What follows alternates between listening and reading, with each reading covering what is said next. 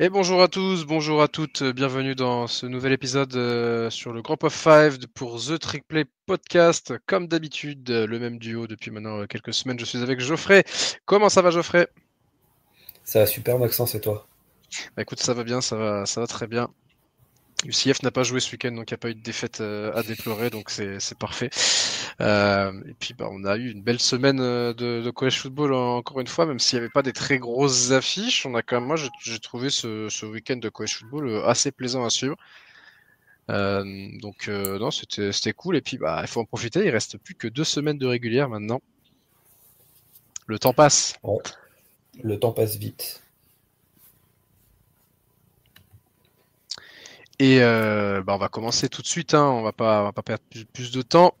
Le samedi avait commencé donc avec l'affiche de la semaine en Group of Five. On vous en avait parlé la semaine dernière, on en avait parlé aussi dans le 1-2-6. Tulane qui se déplaçait à Navy, c'était l'affiche du Group of Five parce qu'il y avait plusieurs implications dans ce match-là. Il y avait d'abord bien sûr les espoirs de playoff qui sont encore là pour Tulane. Et puis, bah, il y avait aussi cette qualification pour la finale de conférence, puisque Tulane, avec une victoire contre Navy, se qualifiait pour la finale de conférence face à Army. Et si Navy en remportait le match, eh bien, ça relançait un petit peu la course entre Tulane et Navy pour la finale de conférence. Mais voilà, il n'y a pas eu match entre les deux équipes. Victoire 35-0 de Tulane face à Navy.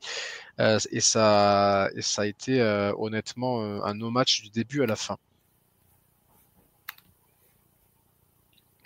Ouais, complètement. Et du coup, avec cette victoire, Tulane ainsi que Navy se qualifient donc officiellement pour la finale de conférence, Army. puisqu'ils sont tous les deux. Army, pardon, Ouais. oui. Et Puisqu'ils oui, sont tous les deux c'est la à première 7-0 en affiche. conférence.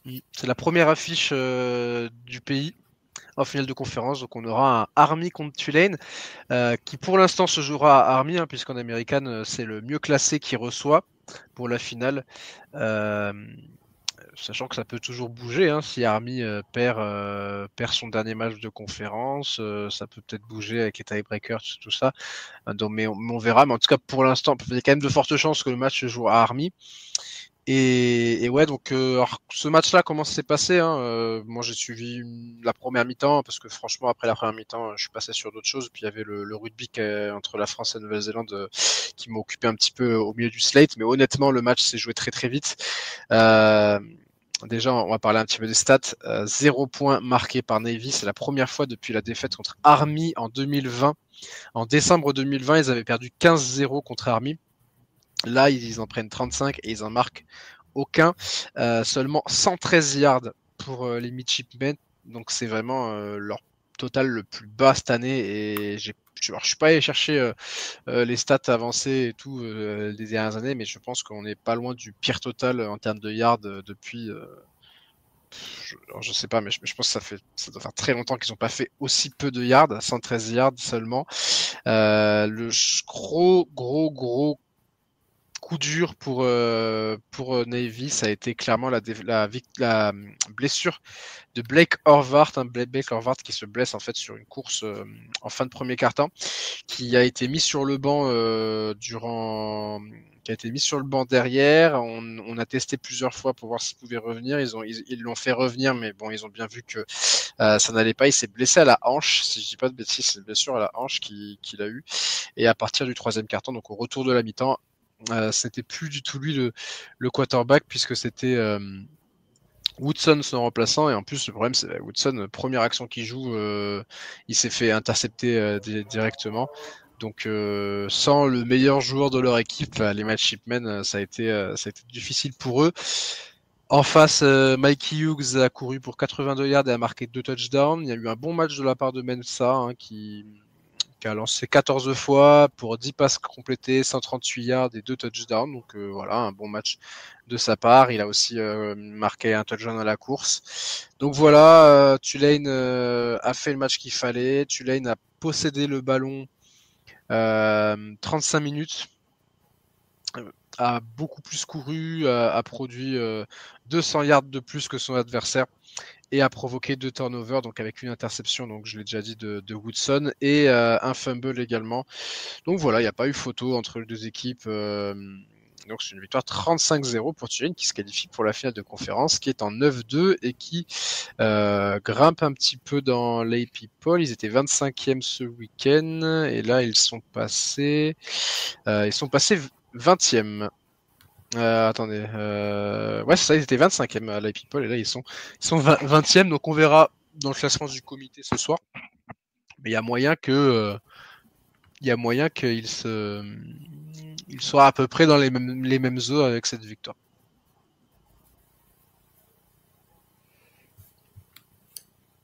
Tout à fait.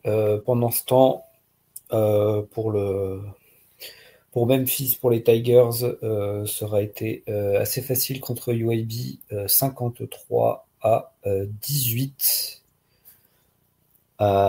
Donc avec le duo Seth Hennigan, Mario Anderson Jr. En feu. 299 yards, 4 touchdowns à la place donc pour le quarterback et 138 yards et un touchdown à la course pour le running back. UAB n'a pas fait un mauvais match en attaque sur le volume en tout cas à la passe, avec 324 yards à la passe. Mais par contre, à la course, ils se sont fait annihiler, donc avec seulement 28 yards. Et en plus de ça, 4 turnovers, 2 interceptions et 2 fumbles. C'est beaucoup trop pour espérer exister dans un match contre une équipe comme Memphis. À noter que Seth Hennigan a atteint 100 touchdowns à la passe en carrière. Donc, belle carrière pour lui. Je pense que c'est un record à Memphis. Je pense que c'est un record à Memphis. Et puis voilà, Seth Hennigan qui était dans un très grand jour. Memphis également, bon voilà, contre une faible équipe de UAB. Memphis qui ne jouera pas ce week-end, tout comme Tulane. Les deux équipes se retrouveront pour Thanksgiving. Le match ce sera le 29, donc ce sera dans la nuit de vendredi à samedi, donc ce sera pour le soir de Black Friday un petit peu. Mais bon, ce sera un match qui n'aura aucune incidence pour la finale de conférence. Par contre, ce sera un match intéressant à regarder quand même entre deux équipes qui sont quand même très fortes dans leur conférence, même si Memphis a perdu 2 matchs, mais Memphis peut jouer un sale tour à la Green Wave en les écartant définitivement pour la course au playoff, puisque une 3e défaite pour Tulane avant même de remporter une éventuelle finale de conférence, ça pourrait être rédhibitoire pour eux. Donc match à suivre dans 2 semaines, les deux équipes vont se reposer et voilà. Puis honnêtement, il n'y a pas grand chose de plus à dire. Franchement, là, je pensais qu'on parlerait beaucoup plus longtemps de Tulane Navy, mais il y avait franchement rien à dire de plus pour Tulane parce que vraiment ils ont dominé. Puis même le match n'était pas très intéressant honnêtement. À partir du moment où Blake Horvath s'est blessé, ça a juste été tranquille pour Tulane jusqu'à la fin. Et bah voilà, pour Memphis, c'est pareil. Ils ont déroulé, ils ont fait un dernier quart-temps de feu. Donc voilà. Une équipe qui va pas très bien, c'est North Texas, 4e défaite de suite pour eux. On avait dit, ils avaient un enchaînement de matchs qui était pas facile avec Army, Tulane et Memphis. Là, ils se déplaçaient à San Antonio face à UTSA. Victoire 48-27 des Roadrunners qui menaient 27-7 à la mi-temps. Il y avait 2 turnovers à 1 pour eux. Et ils ont également réussi 4 stops en 4e down. Donc voilà, un match complet de la part des Roadrunners qui ont dépassé les 300 yards à la passe et à la course. Donc très grosse performance des deux côtés du ballon. 168 yards et 2 touchdowns pour le running back Robert Henry de UTSA. De l'autre côté, Shane Porter a réalisé son meilleur match, le running back de North Texas, avec 193 yards et 3 touchdowns. Et ouais, le meilleur joueur pour une fois côté North Texas, ça a été le running back quand on sait que c'est une équipe qui joue plutôt sur la passe. Mais là, ils n'ont pas eu de solution à la passe. Chandler Morris a lancé 2 picks. Donc voilà. pour North Texas qui était en 5-1 il y a un mois de ça, qui se retrouve en 5-5, tout comme UTSA qui, eux, sont un peu dans l'autre sens en termes de dynamique, avec 3 victoires sur les 4 derniers matchs, et en plus leur seule défaite c'était la remontée exceptionnelle de Tulsa. Donc voilà, les Roadrunners et North Texas qui sont en 5-5 à une victoire chacun des bowls. Voilà pour ces deux équipes texanes. Ça devrait le faire pour North Texas puisqu'ils affrontent East Carolina et Temple. Et du côté des Roadrunners, les deux équipes affrontent Temple puisque les Roadrunners vont affronter Temple et termineront contre Army. Donc il y a moyen que les deux équipes se qualifient en bowl face à Temple. Il y avait d'autres matchs après, on peut revenir rapidement parce qu'au final ça n'a pas été une actualité folle en American cette semaine. Ouais. East Carolina qui va en bowl et qui élimine Tulsa dans le même temps de la bowl season avec un touchdown de Ray-J Harris 2 minutes, à 2 minutes de la fin avant un goal line stand derrière de la défense. Il faut aussi noter que East Carolina, ils avaient viré leur head coach plus tôt dans la saison. On vous fera un petit récap à la fin du podcast un peu de tout ce qui se passe. Ils l'ont viré quand leur coach? Le 20 octobre, je crois. Ça a été un des premiers. Donc c'est bien ça. Fait un mois. Ils sont sur 3 victoires et 0 défaite depuis qu'ils ont viré le coach. Donc finalement. Donc ça a fonctionné. Finalement, ça a fonctionné. Ouais, ils ont réussi à retourner leur saison, puisqu'ils étaient en 3-4 après cette défaite contre Army, et là 3 victoires de suite. Bon, après, c'était pas contre des adversaires monstrueux, mais voilà, ils vont en bowl, donc tout va bien pour eux. Tout à fait. Là aussi, un impact sur le coaching carousel. South Florida qui a explosé Charlotte 59-24 avec 45 points scorés en deuxième mi-temps. Et ça a entraîné le licenciement de Biff Poggi de Charlotte, des 49ers. Donc voilà, encore un head coach qui a sauté, et Temple s'est imposé en overtime. 425 yards à la course pour South Florida face à Charlotte aussi. C'était porte ouverte au sol. Et ouais, donc effectivement, Charlotte qui n'ira pas en bowl. South Florida est à une victoire d'un bowl. Et puis ouais, donc Temple pour terminer. Temple qui s'est imposé en overtime contre Florida Atlantic dans un match de deux équipes nulles de l'américaine. Donc pour un match qui comptait déjà pour du beurre. Ouais, puis là, il y a eu des mouvements de coach aussi dans ces deux équipes, il me semble. Oui, parce que Tom Herman s'est fait virer. Et le coach de Temple aussi. Florida Atlantic. Et le coach de Temple aussi s'est fait virer. Ouais, donc au final, bon. Voilà. Bon, on vous fera le récap des coachs un peu. Tout ce qu'on doit retenir, c'est qu'en American, c'est fini. Il n'y a plus de suspense pour qui ira en finale. On a déjà l'affiche, ce sera Army contre Tulane. Le seul petit suspense réside dans chez qui se jouera la finale, puisque les deux équipes sont invaincues, donc il suffit d'une défaite. Puis là, il faut voir un peu le tiebreaker, comment il se fait, si les deux équipes sont invaincues aussi. Peut-être que c'est sur le bilan global ou quoi. Voilà. Et puis du côté d'Army, le gros rendez-vous, il arrive samedi avec le match face à Notre-Dame. Match entre équipes classées en plus de ça, donc ça va être cool à suivre. Ce sera à 1h du matin, ce sera dimanche à 1h du matin. Ah, c'est dommage, je pensais que le match serait à 18h comme le match de Navy, mais finalement il sera à 1h du matin. Army contre Notre-Dame, est-ce que, on peut en parler un petit peu, faire une petite preview éventuellement, est-ce qu'on croit dans les chances d'Army, ou Notre-Dame, ça y est, c'est devenu quand même une sacrée machine de guerre depuis quelques semaines? Moi j'ai l'impression que Notre-Dame, ils se sont très très bien repris depuis quelques semaines. Ils l'ont montré leur défense sur les derniers matchs, et ils dominent complètement physiquement leurs adversaires. Ils ont mis ils prennent très très peu de points, parce que même dans leur défense contre Northern Illinois, ils ont pris 16 points, mais ils ont pris au maximum 24 points. C'était contre Louisville, qui était classé la semaine dernière et qui était classé. C'est l'équipe qui est plus efficace en attaque aussi. Ouais. Et puis là, ils se sont stabilisés, ils ont un jeu au sol en attaque, donc ça va être compliqué pour Army, mais je pense que du côté de West Point, on y croit, et il y a de quoi faire quand même, hein, parce qu'ils ont c'est le meilleur jeu au sol du pays, hein, tout simplement. De toute façon, quand une académie militaire fonctionne, en général, c'est le meilleur jeu au sol du pays. Ouais.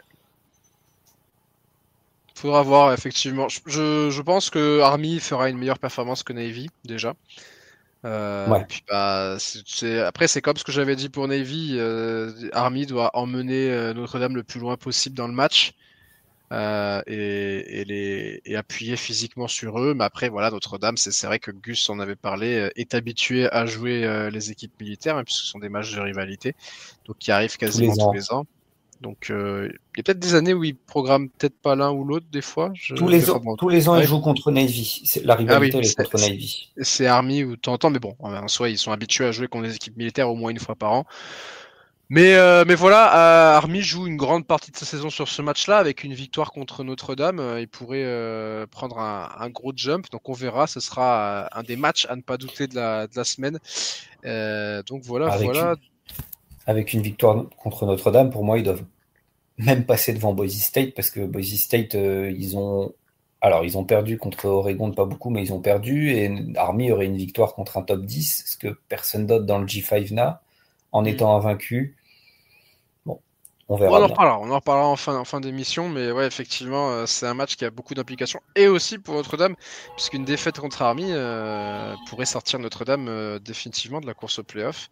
Enfin, en tout cas, on verra bien. Mais j'ai hâte de voir ce match. Franchement, j'ai vraiment hâte, et j'espère ne pas avoir le pétard mouillé qu'on a eu contre Navy, où vraiment, au bout d'un quart temps, c'était fini. On passe à la Pac-12 où il y a eu 2 matchs, 2 défaites. Et ouais, on Deux va commencer. upsets. Ouais, 2 upsets, effectivement, hein, quand on voit, même si le premier entre Oregon State et Air Force était peut-être un peu plus prévisible parce que les deux équipes étaient un peu plus proches en termes de bilan, mais voilà, Oregon State qui perd 28-0 face à Air Force, les Falcons qui sont pas dans une très grande saison, mais qui prennent quand même la 3e victoire de leur saison face à Oregon State. Rien ne va plus pour les Beavers, c'est toujours aussi problématique au poste de quarterback. Ils ont encore voilà, Gabari Johnson 9 sur 19 à la passe, 106 yards, une interception. On a testé un peu de Giovanni McCoy qui n'a même pas réussi à lancer une seule passe. Ankerson, le running back, fait le pire match de sa saison. J'ai l'impression que du côté des Beavers, on est en train de baisser le pavillon. Ils sont en 4-6, encore une défaite et il n'y aura pas de bowl pour eux. Du côté d'Air Force, le quarterback Quentin Hayes a lancé 5 passes, les 5 ont été complétés, 110 yards, plus 84 au sol et 2 touchdowns. Et également 97 yards pour Carson, le running back, qui a aussi marqué un touchdown. Voilà le très bon match de Air Force qui a donc fait plus de yards à la passe qu'Oregon State. À noter quand même un 110 yards contre 106 et qui a eu la balle pendant 42 minutes. Bonne victoire pour les Falcons qui n'ont plus rien à jouer cette saison, mais c'est une victoire qui fait plaisir pour eux. Tout à Et fait. l'upset de la semaine. Ouais, très très gros upset, hein. New Mexico, donc les Lobos qui se sont imposés face à Wazoo, qui était classé 18e, et ce malgré une domination des Cougars en première mi-temps. Ils menaient 28-14 avec un très très bon match de John Mathieu, 375 yards et 4 touchdowns. Mais New Mexico a réussi à être plus efficace en seconde mi-temps, hein, parce qu'en première mi-temps, Mathieu a trouvé Cal Williams pour 181 yards et 3 touchdowns. Mais Devon Dampier, le quarterback de New Mexico, fait lui aussi un excellent match avec 175 yards et 174 yards et un touchdown à la passe, mais aussi 193 et 3 à la course. Et donc les Lobos qui sont repassés devant en début de quatrième quart-temps sur un field goal. Et vas-y Maxence, je te laisse nous raconter la fin de match. Bah franchement, fin de match complètement folle, honnêtement. Matez-vous le replay. Bon, c'était un match qui s'est joué tard dans la nuit, mais matez-vous le replay. Il est pas très long en plus parce que les replays de la Mountain West sont parfois un petit peu trop courts. Mais je crois que vous pouvez regarder toute la fin de match sur Highlight Even, je crois. Bon, en tout cas, la fin de match plus détaillée est trouvable. John Mathier qui trouve Kai Williams sur une passe vraiment osé de 37 yards. Kai Williams qui arrive à battre deux défenseurs. Hein. Il lance en double coverage, Mathieu, mais ça, Kai Williams qui est plus rapide que les mecs qui sont chargés de défendre sur lui. Donc voilà, touchdown qui permet donc à Washington State de repasser devant. À peu près à ce moment-là, il reste. À ce moment-là, il reste 5 minutes ou 4 minutes, quelque chose comme ça. Il reste plus beaucoup de temps. Et puis après, New Mexico qui va. Ouais, ça, il reste 3 minutes à ce moment-là. Et New Mexico qui va faire un très bon drive pour marquer le touchdown de la victoire. Devon Downpierre qui marque un petit touchdown d'un yard, mais il a fait un très bon dernier drive. Et ça va permettre donc à New Mexico de repasser devant. Et à la fin, Mathieu va tenter un Hail Mary, comme on dit, mais sans succès. Hein, la balle qui n'atteindra pas un de ses receveurs. Et voilà comment New Mexico élimine définitivement Washington State de la course au playoff. Victoire donc 38-35 pour les Lobos, qui ne sont plus qu'à une victoire d'un bowl. Ils sont en 5-6. Il leur reste un match. Ce sera quasiment la clôture de la saison régulière, puis ce sera à 5h du matin le 1er décembre face à Hawaï.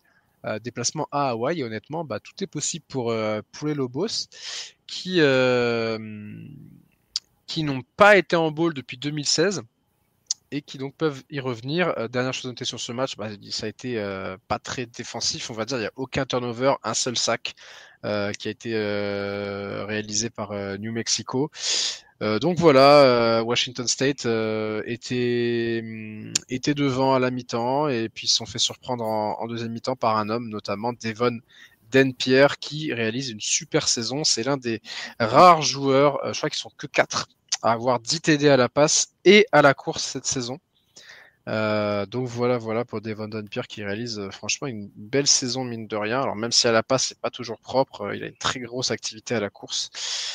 Et puis la grosse info c'est que pour Washington State il y aura pas de playoff. Alors déjà que c'était compliqué, mais il y avait peut-être un chemin en gagnant tous les matchs qui restent. Mais là avec cette défaite à New Mexico c'est terminé pour les Cougars. Et cette victoire de New Mexico va nous permettre de passer à la Mountain West. Mais elle fait bien plaisir, franchement, fait même plaisir. C'est triste pour Washington State, mais New Mexico est une équipe valeureuse sur cette fin de saison qui ne lâche rien et qui est en train de réaliser une super fin de saison. Donc c'est cool pour les Lobos. D'ailleurs, c'était très drôle l'envahissement de terrain parce qu'ils étaient pas beaucoup dans le stade, donc c'était genre c'était pas un rush de field, je sais plus comment ils disaient, gathering, genre Mais c'est comme il y a quelques années, là, il y a eu un envahissement de terrain à Vanderbilt et tu vois d'habitude les mecs ils sautent par-dessus les barrières, ils passent par-dessus et tout, et là tu vois les mecs de Vanderbilt genre tranquillement alignés dans les escaliers qui attendent leur tour pour pouvoir passer. Mais New Mexico, tu sais, à la fin de match, ils envahissent le terrain, les supporters, mais ils sont genre 300, genre ils sont. Mais bon, c'est cool pour eux, franchement. C'est des beaux souvenirs quand même quand tu vas voir ce genre de match de ta fac. La Mountain West avec Boise State qui m'a fait peur quand je suis parti me coucher. Vers 2h du matin, Boise State était mené 14-0.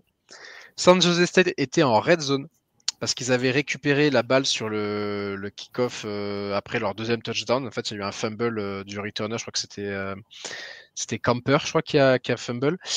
Et à ce moment-là, moi, je commençais vraiment à m'endormir et tout, donc je suis parti. Et en fait, c'est à ce moment-là que les Broncos, peut-être que c'était moi, hein, peut-être le problème. Les Broncos ont réussi un goal line stand. Alors, le choix peut-être de San Jose State, est-ce qu'ils auraient dû tenter cette quatrième ou pas, ou prendre un field goal pour mener 17-0? Ils ont tenté parce qu'ils étaient à 2 yards de l'embut. Mais voilà, les Broncos, c'est très solide, hein, on rappelle, hein, ils ont une super ligne défensive. Ils ont réussi à tenir le choc et ça a redonné du momentum aux Broncos qui ont égalisé avant la mi-temps avec notamment une interception en fin de second quart-temps sur Walker et Gett. Et puis en seconde mi-temps, Ashton Jeanty, qui était pas sur un match de fou, franchement, de son début de match, ses 10 premières courses, il est à peine à 30 yards sur ses 10 premières courses, donc voilà, 3 yards par portée, c'était pas foufou.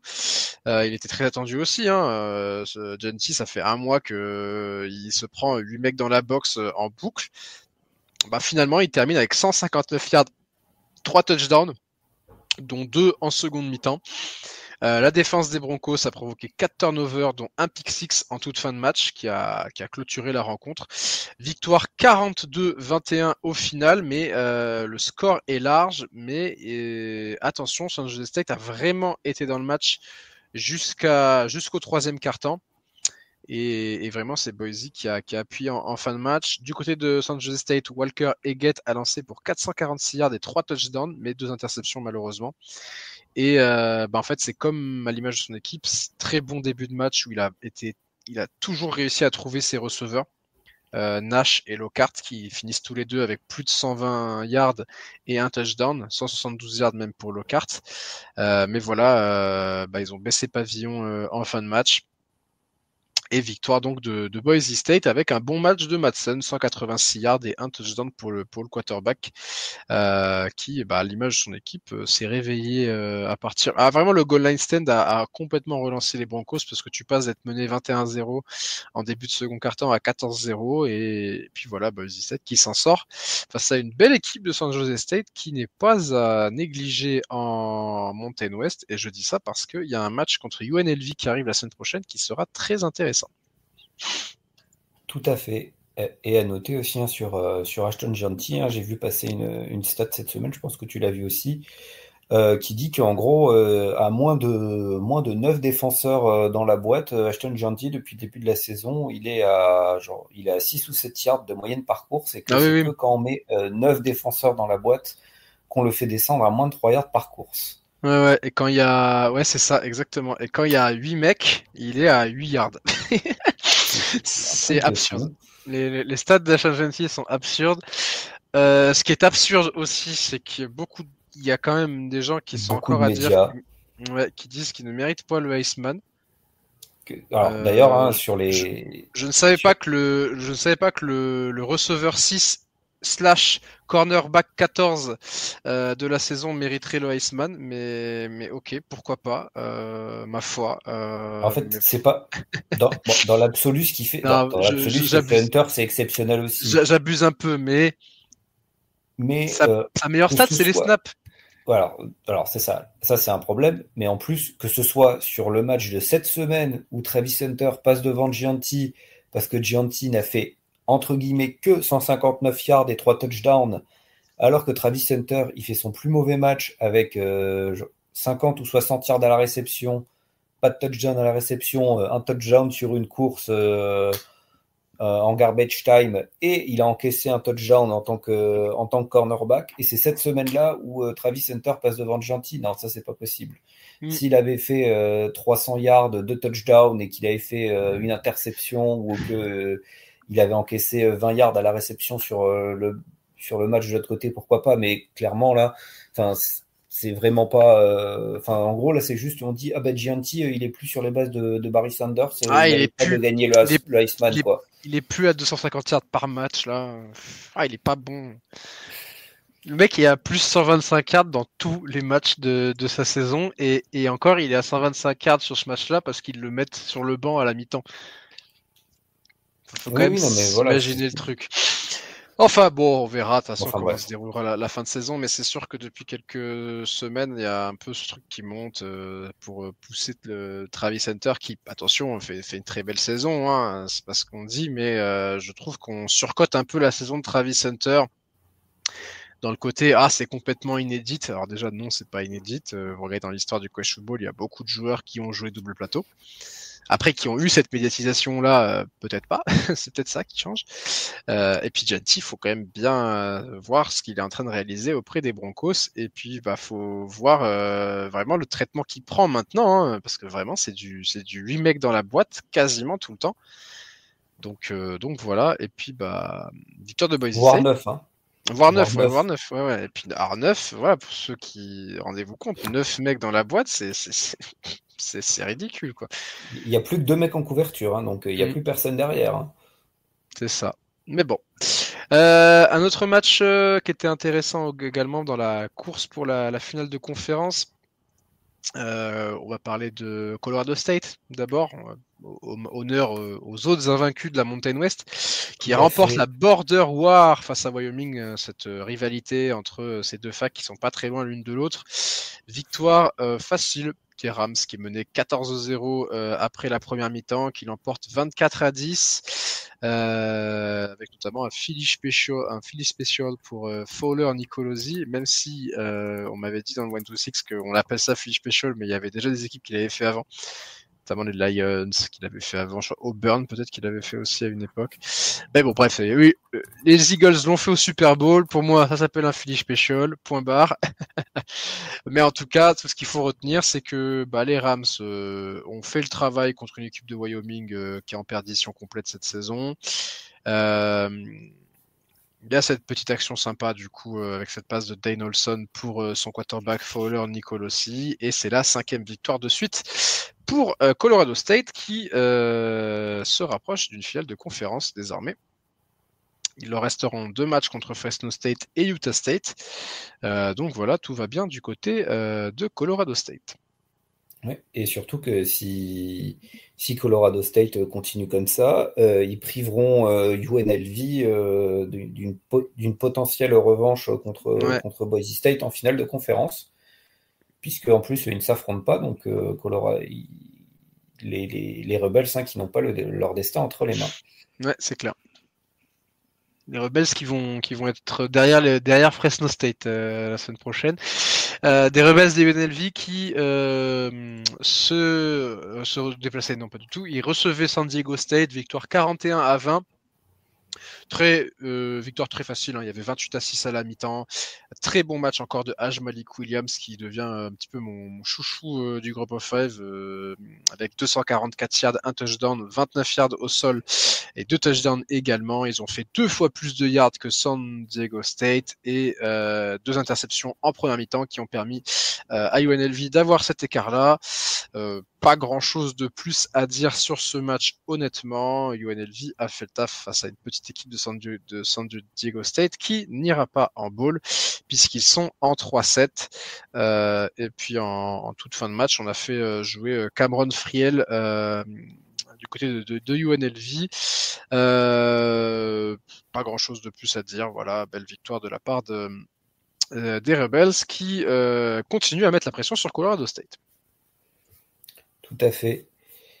Et dans le dernier match de la semaine en Mountain West,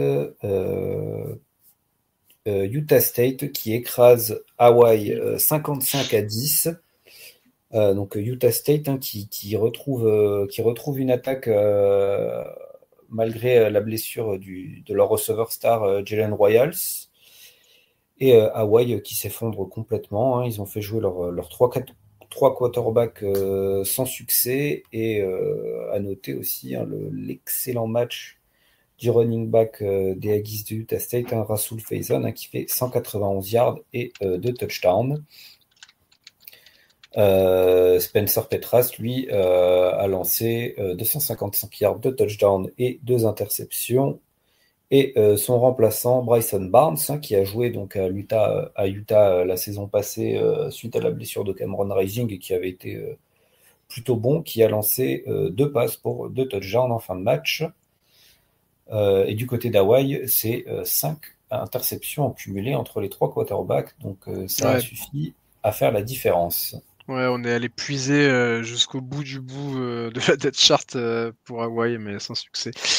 Hawaii, du coup, qui n'ira pas en bowl puisque c'était la 7e défaite de leur saison. Voilà pour la Mountain West, où donc Boise State est déjà quasiment assuré d'être en finale de conférence. Et on a une lutte entre Colorado State et UNLV avec petit avantage pour Colorado State pour l'instant, mais voilà, une défaite pourrait tout relancer. Après, comme d'habitude, les tiebreakers, je regarderai ça vraiment dernière semaine parce que sur pareil, ça change selon les conférences. Il y en a qui regardent la force du calendrier, il y en a qui regardent le bilan global. Bon, bref. Voilà. On passe à la Mid-American conférence, la MAC avec la MACtion qui continue. On est en novembre, on va pas vous le rappeler.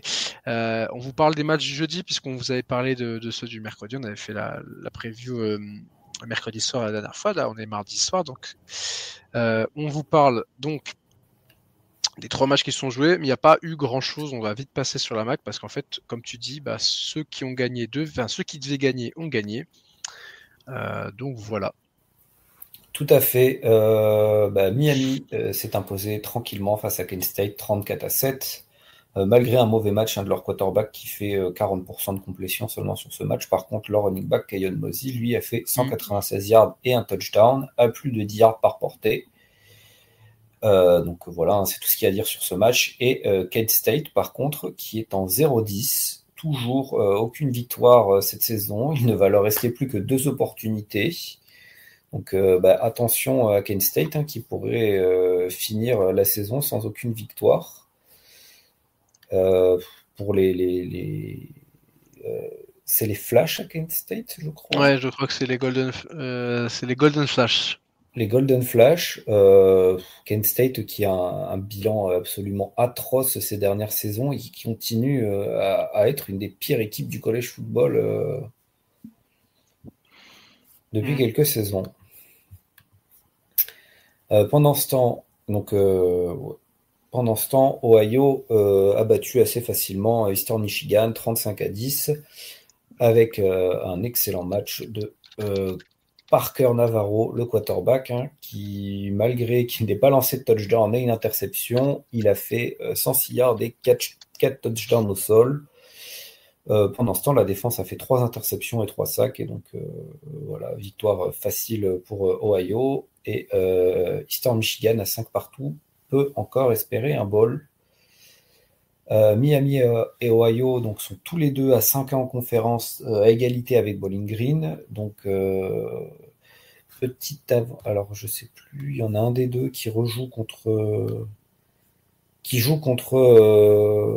Bowling Green, ouais, c'est ça. Donc, avantage à Ohio puisque eux, ils affronteront Toledo et Ball State. Mais par contre, pour les deux autres, il y aura un match, une demi-finale en quelque sorte en dernière semaine, puisque Miami et Bowling Green s'affronteront lors de la Rivalry Week. C'est ça, effectivement. Donc on saura plus rapidement, et c'est bien que les équipes, il y ait au moins des équipes qui se jouent en fin de saison dans le but d'arriver en finale de conférence. Tout à fait. Et dans le dernier match, Northern Illinois décroche sa participation en bowl en battant Akron 29-16. Donc, voilà. Et ce sera tout pour la MAC. Pas grand-chose de plus à rajouter. On passe à la Sunbelt. Ouais, avec un upset important. South Alabama qui crée la surprise et bat Louisiana, donc les Raging Cajuns qui avaient un petit espoir encore d'accéder aux playoffs si jamais un peu tout le monde chutait devant eux qui avaient une seule défaite contre Texas et non pas contre Texas, une seule défaite, je sais plus contre qui, mais qui était invaincu en conférence. Donc défaite contre les Jaguars de South Alabama. Ils ont obtenu plus de yards en attaque, mais ils n'ont pas réussi à conclure les drives, puisque South Alabama s'est imposé 24-22. Pour rajouter à la défaite, leur quarterback Ben Wooldridge est sorti sur blessure et sera out pour les 4 prochaines semaines. Donc normalement, il devrait aussi être absent pour les finales de conférence, donc une blessure qui fait très très mal. Ouais. Son remplaçant, Chandler Fields, il a fait un bon match avec 187 yards et un touchdown, mais ça n'aura pas suffi au Raging Cajun de s'imposer. Du côté de South Alabama, c'est Jamal Pritchett, le receveur, qui s'est illustré avec 10 réceptions pour 170 yards. Ça aurait été la la principale menace en attaque pour les Jaguars et leur défense qui a fait un excellent travail en maintenant les Reggie Cajun à seulement 22 points. Ils font ça avec, je crois que leur seul stat remarquable, c'est genre un plaquage pour perte, quelque chose comme ça. Donc en fait, ils ont juste réussi à faire sortir de l'attaque, à pas encaisser beaucoup de yards sur chaque play et pas d'action impressionnante, mais seulement 22 points encaissés et une victoire qui relance un petit peu les choses en Sunbelt. Et pour les Jaguars, je crois que ça va leur permettre de passer à 5 partout et donc d'avoir encore, ou 4-6, je sais plus, mais d'avoir encore un petit espoir d'accéder à un bowl. Ouais. C'est possible. Pour Alabama, tout est encore possible Ils avec sont à cette 5 victoire partout, donc voilà. Ouais, tout est encore possible pour une finale de conférence avec cette victoire face à Louisiana, qui est dans le Sun Belt, qui est resté avec les divisions.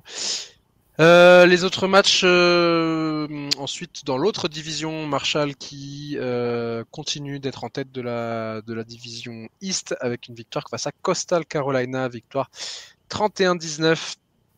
Grâce à un bon match du quarterback Braylon Braxton qui lance 3 touchdowns, 219 yards et 0 interception.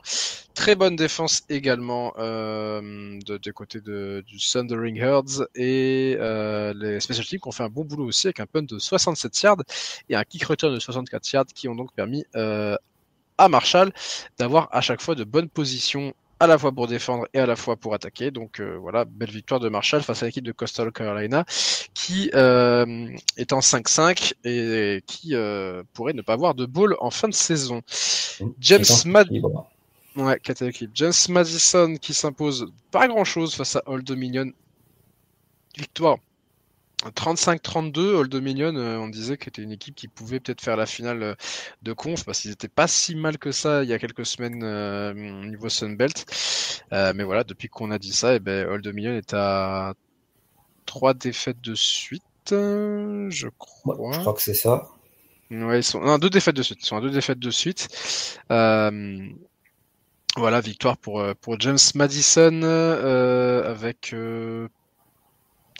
en fait Old Dominion qui est revenu de loin en fin de match. Ils ont marqué un touchdown à 1 minute 20 de la fin pour revenir à 35-32, mais malheureusement ils n'ont pas réussi à récupérer l'onside kick et James Madison derrière sur le drive a fermé la boutique. Ils ont juste fait 3, puisqu'en plus Old Dominion n'avait plus de time-out, donc ils ont fait 3,5 et c'était réglé. Dans le dernier match qui était un peu important pour la course à la conférence pour la Sunbelt, parce que Georgia Southern, qui eux aussi n'avaient qu'une seule défaite dans la même division que Marshall, ils ont perdu contre Troy, les Trojans, une équipe qui semble revivre après le départ de leur head coach l'intersaison précédente. Qui donc s'impose pour la deuxième fois consécutive face à une équipe qui est qualifiée en bowl. Donc eux, ils viennent de gâcher un peu la saison de Georgia Southern, qui du coup se retrouve plus maître de leur destin pour la finale de conférence. Et c'est dommage pour les Trojans de réussir à trouver leur bon niveau que aussi tard dans la saison, puisqu'ils ont déjà 7 défaites.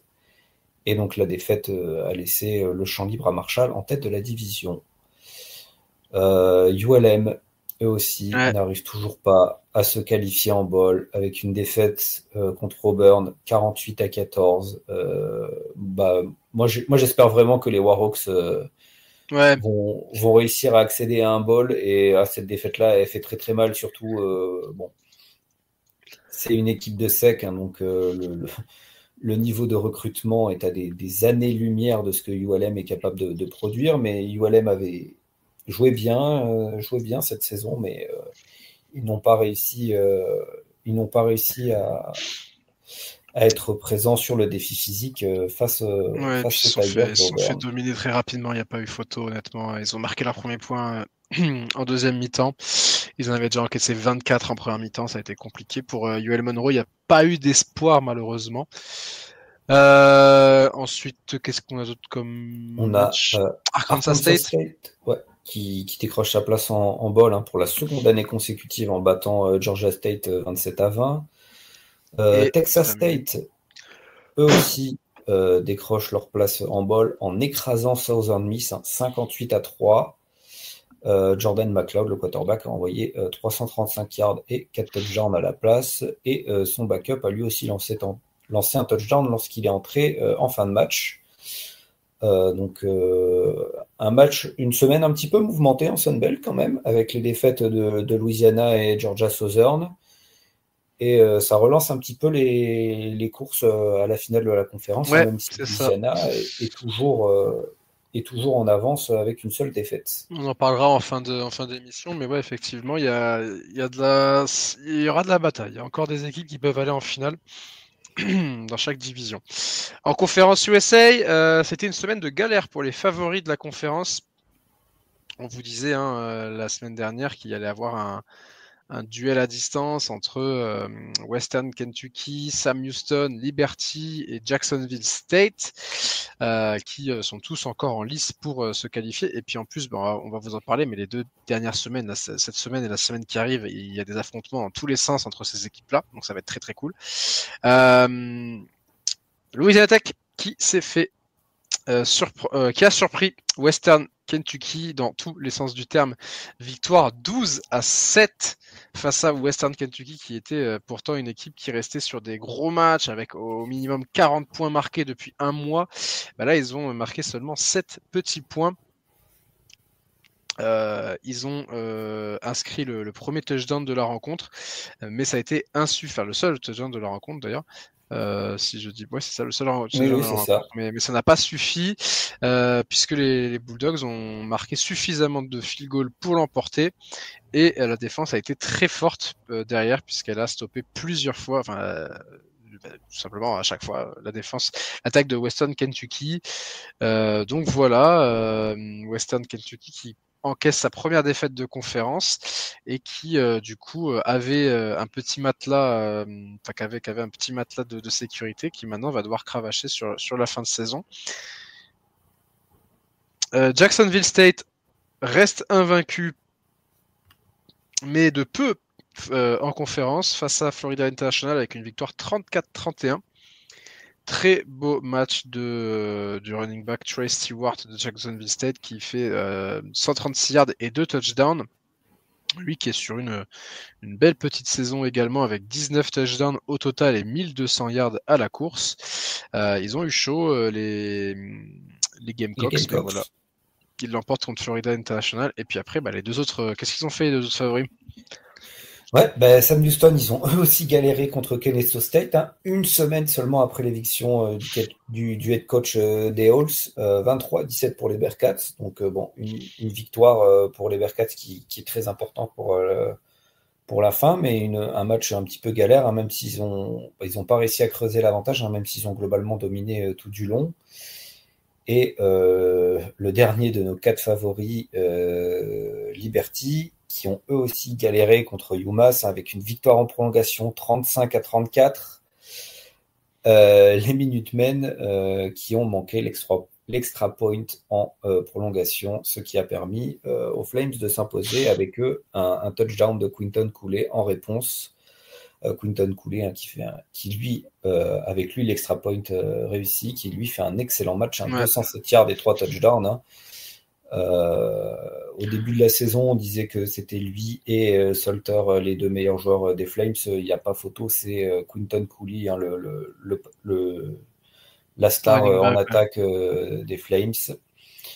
Donc qui restent, qui sont en retrait en conférence, mais qui restent à portée. Qui restent dans le coup. Qui restent dans le coup, surtout avec les matchs importants qui vont arriver pour les finales de conférence dans les prochaines semaines. Tout à l'heure, et voilà, et puis dans le duel des Aggies qui te concernait, Texas A&M n'a pas eu de problème face à New Mexico State, victoire 38-3. Il y avait déjà 17-0 en fin de premier quart-temps. Et puis New Mexico State a réussi à marquer un petit field goal en fin de match, mais bon, voilà, pas grand-chose. Ils ont joué, vous savez, la tradition, la Texas A&M, là, qui fait jouer les Walcons là, sur un... Ils l'ont fait? Elko l'a déjà fait cette saison, je crois pas qu'il l'ait fait sur cette match. Mais en gros, en gros, c'est une squad de special team où on fait jouer que des walk-on. Ça arrive une ou deux fois dans la saison, mais je crois que c'est déjà arrivé cette saison, mais je crois pas qu'on l'ait fait sur ce match-là. Ok. Bon, enfin voilà. Après, il n'y avait pas beaucoup de suspense dans ce match-là. Dans tous les cas, ce n'est plus le New Mexico State de Diego Pavia. Tout à fait. Petit point, coaching carousel, hein, on en a parlé rapidement tout à l'heure. 9 head coach du Group of Five se sont fait virer déjà cette saison. Donc avec les premiers qui ont été virés, ça a été en octobre. Hein, ça aurait été Will Hall, le head coach de Southern Miss, et Mike Houston de East Carolina, ainsi que Mike Bloomgren de Rice. La semaine dernière, Brian Bohannon, hein, le head coach de Kennesaw State, qui malgré tout ce qu'il a fait pour le programme, qui aura été là pour la montée en FBS. Ça faisait 15 ans qu'il était là, non? 15 ans, il y a 2 titres nationaux, je crois. 2 titres de FCS, plusieurs participations aux playoffs. Franchement, c'est dégueulasse. Même pas une saison en SBS qui se fait virer. Alors, alors comme ça paraît dégueulasse. Après, surtout, la façon dont ça s'est fait, je peux pas m'empêcher qu'il y a un truc qui s'est passé, un truc en off qu'on sait pas. Parce que vraiment, ça fait... C'est pas du tout... Enfin, c'est pas logique de virer son head coach après une saison en FBS. Pour moi, tu vois, une des plus petites équipes de FBS. C'est ça, pour moi, un des exemples, l'année dernière, Sam Houston, première saison en FBS, ils finissent en 3-9 avec leur coach Casey Killer, qui était sa 10e saison, qui était le coach du coup qui les a fait monter, qui les a fait gagner un titre national aussi, c'était en 2020, si je dis pas de bêtises. Enfin, 2021. Le titre national du printemps. Du printemps, ouais. Et ils l'ont gardé, tu vois, Casey Killer, ils l'ont gardé la saison qui suit et ils sont beaux légibles, ils sont en lice pour une finale de conférence, ils sont en 8-2, donc je pense qu'il y a dû se passer quelque chose peut-être en interne pour en arriver là, parce que 15 ans dans 15 ans à la tête d'un programme, normalement t'es installé, quoi. Il n'y a pas grand monde pour te contester. Même si tu fais une mauvaise saison, première saison, faut faire la transition au niveau du recrutement, tout ça, machin. Donc non, je trouve que c'est pas compréhensible. On aura peut-être des trucs qui sortiront dans la presse ou quoi, peut-être sur un mauvais traitement des joueurs ou une affaire interne. Enfin bref. En tout cas, voilà, il n'est plus coach de Kennesaw State. Il y a eu d'autres coachs aussi qui ont été virés. Cette semaine, les têtes ont volé. 5 head coachs se sont fait virer. On arrive sur la fin de saison. Il y a donc le coach de Ball State, Mike Neu, qui dégage, le coach de Temple, Stan Drayton, juste après la victoire en overtime, face à Tom Herman, le coach de Florida Atlantic. Les deux pourront en discuter tranquillement au Pôle emploi. Don Brown, le coach de UMass, c'était son deuxième passage à la tête du programme après un premier passage de 2004 à 2009, si je dis pas de bêtises. Qui était revenu il y a 2-3 saisons de ça. Bon, voilà, ça n'a jamais pris du côté de UMass. Et puis Biff Poggi qui a été viré de Charlotte il n'y a pas très longtemps. Il n'y a pas, même aujourd'hui, je crois que c'était ce matin qu'on a eu l'information. Donc voilà, le coaching carousel qui commence, donc avec des équipes qui sont à la recherche de nouveaux coachs pour la saison prochaine. Et on devrait, et va sûrement y en avoir d'autres. Oui. La semaine prochaine et la suivante, sachant que de toute façon, coach de Kent State et tout là, ces mecs-là, je sais pas s'ils vont rester. Et puis en général, les équipes, s'il faut qu'elles virent leur head coach, elles traînent pas trop parce que après, quand on se met en retard dans la recherche d'un head coach, si on n'est pas un top programme, que les mecs ils ont déjà commencé à faire des interviews à gauche à droite, c'est compliqué. Si on est à Alabama, on peut aller chercher qui on veut, mais là, on est dans le group of five et du coup, il faut pas traîner pour. Puis on est sur des petits programmes. Hein. Là, on est vraiment sur des petits programmes de group of five. On n'est même pas sur les équipes les plus sexy ou les programmes les plus sexy tout court. Donc ça y est, c'est parti à la chasse de la perle rare qui fera grandir ton équipe. Tout à fait. Donc, voilà. On va parler un petit peu finale de conférence avant de parler de la lutte pour les playoffs. À l'heure actuelle, du coup, en American, donc c'est la grosse nouvelle. Ça y est, on a la finale. Tulane face à Army. C'est lock et ça bougera pas. En Mountain West, Colorado State face à Boise State, ça ne change pas. Et UNLV qui est toujours en embuscade. Pour vous dire un petit peu, la fin de saison, Boise State est quasiment. En fait, ils sont qualifiés, Boise State, parce qu'ils ont le tiebreaker sur UNLV. Il leur reste un match à jouer, donc même s'ils perdent, ils seront devant UNLV quoi qu'il arrive. C'est peut-être dans le cas d'une égalité à 3 qu'il faudra voir un peu comment ça se passe. Mais bon, Boise State, je dirais qu'ils ont peut-être 99% de chances d'aller en finale de conférence. Colorado State, il leur reste 2 matchs face à un déplacement à Fresno State et la réception de Utah State. Du côté de UNLV, on se déplace à San Jose State et on reçoit Nevada. Donc attention, la semaine prochaine, les deux matchs pour les deux équipes sont piégeux avec des déplacements contre des équipes qui sont juste derrière eux. Même si voilà, eux ils sont out, hein, Fresno State et San Jose State, ça à surveiller. En Mid-American, on va avoir une lutte à 3, hein, vraisemblablement. Principalement. Miami, Ohio, Bowling Green, qui sont tous les trois en 5-1. Western Michigan, Buffalo et Toledo sont juste derrière en 4-2. Il reste 2 matchs pour toutes les équipes. Donc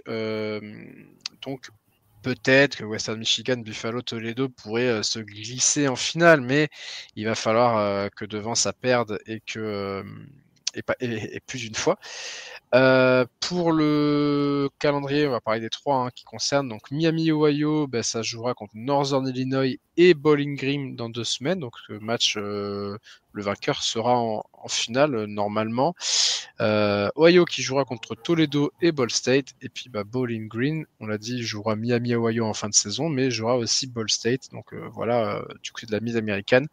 Toledo peut-être a un petit coup à jouer en jouant contre Ohio. Donc ouais. on verra. En Sunbelt, maintenant, Marshall est en tête de sa division, Louisiana également. Donc pour l'instant, on est sur une finale entre les deux équipes. Pour la East, Georgia Southern et James Madison sont une défaite derrière. Et en Ouest, c'est Texas State, Arkansas State et South Alabama qui ont une seule défaite de retard sur Louisiana. Donc il faudra voir un petit peu comment ça se passe au niveau des affrontements. Il y a un South Alabama, Texas State en dernière semaine notamment. Arkansas State, non, ils y sont pas. Après, Louisiana Monroe, ils ont pas une. Ouais, ils jouent contre Troy et UL Monroe pour Louisiana, donc ça devrait quand même le faire pour eux. Attention à Troy.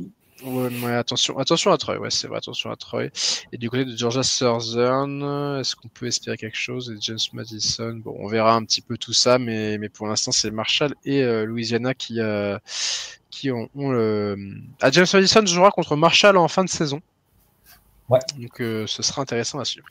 Et là où on a une super lutte, alors franchement, la meilleure lutte de tout le pays pour une finale de conférence parce que le calendrier est parfait, c'est en conférence USA. Donc Jacksonville State et Western Kentucky, pour l'instant, c'est eux qui vont en finale. Jacksonville State qui reçoit Western Kentucky. Sam Houston, une défaite derrière. Liberty qui est à 2 défaites de retard sur Jacksonville State, mais seulement une sur Western Kentucky et Sam Houston pour Liberty. Mais pourquoi je dis que ça va être incroyable? C'est parce que les 4 se jouent tous. En fait, les 4 ont 2 équipes du top 4 dans leur calendrier pour terminer la saison. Donc, ça va être vraiment très cool à suivre. Jacksonville State affronte Sam Houston et Western Kentucky. D'ailleurs, Jacksonville State, en cas de victoire contre Sam Houston, ils sont quasiment qualifiés. Ils sont quasiment qualifiés, effectivement. Mais Sam Houston peut relancer tout aussi avec une victoire face à Jackson. Donc, c'est intéressant à suivre. Western Kentucky, donc ils jouent contre Jacksonville State en fin de saison, mais ils reçoivent Liberty ce week-end. Et Sam Houston et Liberty s'affronteront en fin de saison. Donc ça va être vraiment très cool à suivre la lutte pour les finales de conférence pour la finale de conférence en conférence USA. puisque le calendrier a bien fait les choses, puisque le top 4 s'affronte. Il n'y a pas de match cupcake contre New Mexico State ou UTEP. Là, c'est vraiment Là, tu joues contre si tu gagnes, tu mets ton adversaire dans la merde. Si c'est toi qui perds, alors là c'est compliqué. Liberty a beaucoup moins de marge de manœuvre parce que eux il faut qu'ils win out, mais ils jouent contre des adversaires directs, donc c'est encore mieux parce qu'ils ont tout le monde a son destin entre ses mains. Exactement. Et c'est un scénario que même dans un film, je suis pas sûr qu'on aurait pu l'écrire aussi bien. Ouais, c'est clair. Et puis forcément, les calendriers ne sont pas faits en avance parce que Sam Houston n'était pas prévu pour être dans la lutte pour cette finale. Jacksonville State un peu plus, c'est vrai que l'année dernière ils étaient assez forts, Western Kentucky aussi. Personne pensait que Liberty serait à 4-2 en conférence au moment où on parle. Donc non, franchement, ça va être cool à suivre. Et honnêtement, branchez-vous un petit peu sur la conférence USA sur ce top 4. Ouais. Les playoffs. Les playoffs, ça change pas. Ça bouge pas. On dit au revoir à Navy, une bonne fois pour toutes. On dit au revoir à Navy, on dit au revoir à Louisiana. Ouais. Définitivement. Là, c'est bon, c'est définitif. Ils sont plus que 3. Il y a plus que 3. Ils sont plus que 3. Boise, donc classé 13e à la PayPal. Army 24e. Et donc Tulane. Ça c'est celui de la semaine dernière. Donc Tulane qui était rentré dans la semaine dernière et qui est passé top 20. Army 18. Ils ont perdu 18. 2 places, mais ils n'ont pas joué. Bon, ok. Sans Army peut prendre 10 places avec une victoire ce week-end. Donc, voilà. De toute façon. Et UNLV qui rentre en 23e position aussi à noter. Il faut qu'il se passe beaucoup de choses pour UNLV. Il faut qu'il se passe, mais bravo à eux quand même d'être de retour dans le top 25. Oui. Et Memphis dans le classement des coachs qui est 24e d'ailleurs à noter. Ouais. Donc les principales choses qui peuvent avoir la principale chose qui peut avoir de l'influence. Bon, évidemment, il faut que les équipes là gagnent tous leurs matchs d'ici à la fin de la saison. Sauf Army, donc qui a le droit à un petit pass face à Notre-Dame. Mais moi je pense que si Army bat Notre-Dame, devrait passer devant Boise State parce que c'est vraiment exceptionnel et il serait invaincu alors que Boise a eu une défaite. Ouais, je suis d'accord. Mais après, ça veut pas dire que Boise ne peut pas aller en playoff. Tu vois, si Army gagne contre Notre-Dame, peut-être que les deux iront en playoff justement. Tu vois. C'est tout à fait possible. De toute façon, pour qu'il y ait les deux en playoff, c'est le scénario parce que si Army perd, ils auront encore une chance d'y aller, mais il faudrait que Boise perde. Il faudrait que Boise perde sa finale de conférence. Ouais, et qu'Army écrase Tulane, tu vois. En plus, Tulane qui a un adversaire de qualité quand même maintenant, puisqu'ils sont top 20. Mais le seul scénario où on a deux équipes de G5 en playoff, c'est une victoire d'Army contre Notre-Dame. Donc désolé Gus, mais on va être derrière Army à fond dans ce podcast. On espère un petit peu que Army, on l'espère quand même. Hein. Mais ils sont 3. UNLV sont classés, mais après ils peuvent être chiants dans le sens où ils peuvent peut-être battre Boise State en finale de conférence et prendre leur revanche, mais il faut déjà qu'ils se qualifient pour la finale de conférence. Non mais voilà, UNLV, Memphis, Colorado State, c'est des équipes qui sont là, qui peuvent éliminer quelqu'un.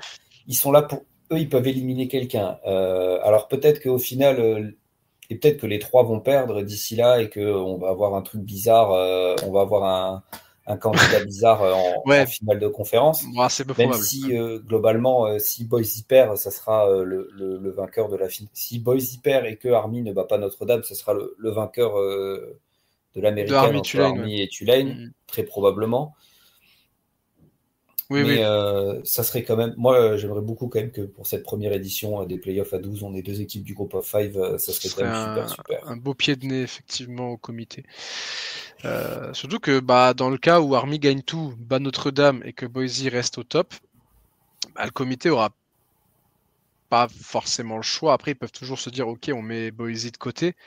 Mais vu le bilan de Boise et s'ils gagnent tout, et puis vu qu'il y aura quand même des équipes dans le top 12 qui vont perdre encore un match, tu vois, Tu vois, je pense à du Miami, Tennessee peut-être, tu vois. La Big Même 12 peut encore se Notre-Dame. Et tirer puis dans les pattes. Notre-Dame avec une défaite contre Army, ils sortent de Ils sortent, l'équation hein. aussi. Enfin voilà. Le Indiana Ohio State, le perdant va reculer un Oh, peu. Enfin, le perdant va pas sortir de suite. non, il sortira pas de suite, mais ça reculera un peu. Enfin, dans tous les cas, bon, on verra en tout cas, on verra ce qui se passe. Donc voilà pour les playoffs. Sachez qu'en tout cas, le scénario est en place pour qu'on puisse avoir 2 équipes, même s'il faut que Army batte Notre-Dame. Mais bon, on va dire que c'est du 20-80, 15-85 Ouais, pour Notre-Dame quelque peut-être. chose comme ça, ouais. Mais bon. Il faudra un Bryson Daly d'exception, hein. Mais Mm. alors, la bonne nouvelle pour Army, c'est que eux, ils étaient en bye week cette semaine, et Mm. donc ils auront eu 2 semaines pour se préparer pour le plus gros match De que l'histoire récente d'Army, ouais. Army va jouer depuis la Seconde Guerre mondiale. Je pense que c'est Match le au match Yankee Stadium d'ailleurs.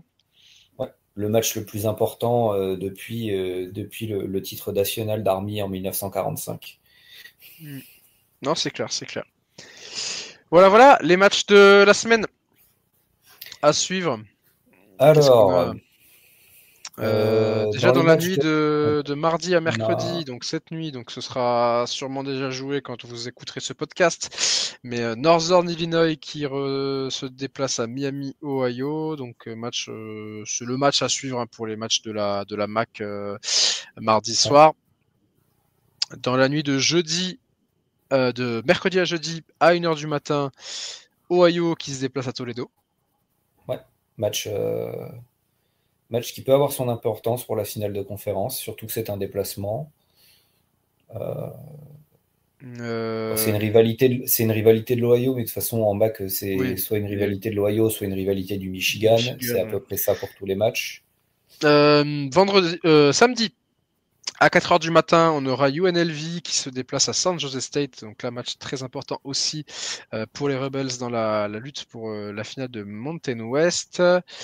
À 18h, on aura Yukon qui se déplacera à Syracuse. 2 équipes qui sont en 7-3. Et oui, messieurs, dames. Tout à fait. Voilà, si vous voulez voir un petit peu de Yukon. Conférence USA, ça commence à 18h également. Sam Houston qui se déplace à Jacksonville State. Match à ne pas louper dans la lutte pour la finale de conférence. Et à 19h, donc là ce sera le multiplex conférence USA puisque ce sera Western Kentucky qui se déplacera à Liberty. Ouais. Bon, ça c'est juste en souvenir d'un très très beau match l'année dernière. James Madison qui se déplace à Appalachian State à 8h30. L'année dernière, ça avait été un super match. Peut-être que cette année, ça le sera encore. ULM à 21h face à Arkansas State. ULM hein, qui joue sa place en bowl, puisque la semaine suivante, ça sera les Raging Cajuns et ça sera encore plus compliqué donc, pour aller décrocher un bowl. Ouais, ce serait compliqué. Qu'est-ce qu'il y aurait d'autre après comme match Georgia Southern à Coastal Carolina à 21h30, ouais. qui peut avoir son importance pour la finale de conférence. Exactement. Après, on a des cupcakes, enfin, on a des matchs contre des équipes de SEC. Ouais, Louisiana Tech De qui se fin de déplace à saison, Arkansas, par exemple. notamment. Voilà, on va avancer avec à 1h du matin, Boise State qui se déplace à Wyoming et surtout la finale de la Pac-12. Washington State qui se déplace à Oregon, ce sera à 1h du matin. À Oregon State. À Oregon State, du coup, donc voilà, Washington State qui va devoir se relever de cette sale défaite face à New Mexico, mais qui peut aller chercher un titre de conférence. Enfin, je sais pas, ça sera compté comme tel, hein, je crois en plus. Hein. Je sais pas. Bon, par contre, ils peuvent encore aller chercher une saison à 10 victoires. Ça, ouais, ça n'a pas de prix. J'essaie de regarder un peu après des matchs qui ont vraiment une incidence. Et après, à 4h30 du matin, Colorado State qui se déplace à Fresno State dans le cadre de la Mountain West. Voilà, des matchs sympas. Je pense que moi, le non, conférence... mais on n'a pas de... oui, bien sûr. Et oui. Army Navy. Oui. Army Navy à 1h du matin. Donc ce sera en même temps que Washington State, Oregon State et Boise State, Wyoming. Mais voilà, le match à suivre, bien sûr, à 1h du matin. Army face à Notre-Dame au Yankee Stadium dans le Bronx. Voilà, c'est une belle semaine de Group of Five quand même qui arrive. Et moi, je pense que je vais me mettre devant les 2 matchs de conférence USA un petit peu pour voir un peu jusqu'où, vers quelle affiche on se dirige. Avec le multiplex Indiana-Ohio State quand même. Hein. Oui, c'est vrai qu'il y a le Indiana et Ohio State, mais dans le cadre du G5, je sais que je mettrais Oui, ça à oui. côté, tu vois, parce Bien sûr. que il y a des grosses incidences pour les finales de conférence, et même si c'est des finales de conférence qui n'arrivent pas au playoff, c'est quand même des choses à suivre dans le college football. Un titre de conférence, c'est quand même un sacré achèvement pour une saison. Ouais, et Voilà, puis voilà. ça pourrait, par exemple, un Rich Rodriguez à Jacksonville State avec 2 qualifications en bowl consécutivement pour les 2 premières saisons FBS du programme et s'il remporte un titre en conférence, soit en American, soit carrément dans le Power 4, il pourrait être un coach intéressant, lui qui en plus a déjà une expérience en Power 4 à Michigan notamment et à West Virginia. Voilà. Et ouais, non, ça va être cool. Ça va être cool. Il reste 2 semaines de régulière. Et puis voilà. Ouais, semaine prochaine, Rivalry Week, hein, donc semaine prochaine, c'est la plus grosse, enfin pas le week-end qui arrive, celui d'après, c'est la plus grosse semaine de college football de l'année. C'est ça. Il y a la semaine d'ouverture de saison. Et avant, en numéro 1, il y a celle-là. Après, derrière, la dernière semaine, la semaine de Thanksgiving, qui est la semaine à ne pas louper, avec des rivalités dans tous les sens. Et des places de en finale de conférence. conférence qui vont se jouer. On aura peut-être on aura peut-être des éclaircissements dès cette semaine, mais en tout cas, ça va être cool à suivre. Très, très important. Mais voilà, on a fait le tour. Ça a été une semaine assez dense. 1h10 d'épisode quand même. Bon, c'est pas grave. On se retrouve donc la semaine prochaine. On débriefera tout ça. On saura un peu plus dans toutes les conférences. On pourra même parler des scénarios parce que là, il restera plus qu'un match par équipe. En attendant, il reste quand même cette avant-dernière journée à jouer. Et puis, nous, on se dit à la semaine prochaine. Salut Geoffrey. Salut Maxence, salut tout le monde. Salut tout le monde. Ciao, à la prochaine.